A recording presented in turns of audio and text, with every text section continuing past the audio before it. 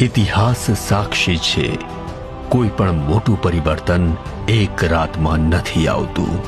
વીતેલા 15 વર્ષ એ માત્ર સમય નહોતો, એક તપસ્યા હતી.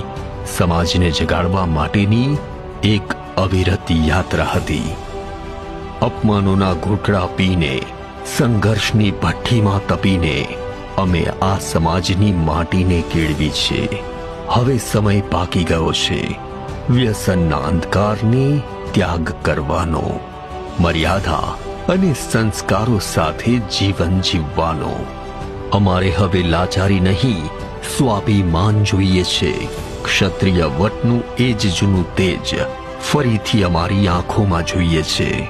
હવે અમારો યુવાન હાથ ફેલાવશે નહીં, રોજગાર ઊભો કરશે.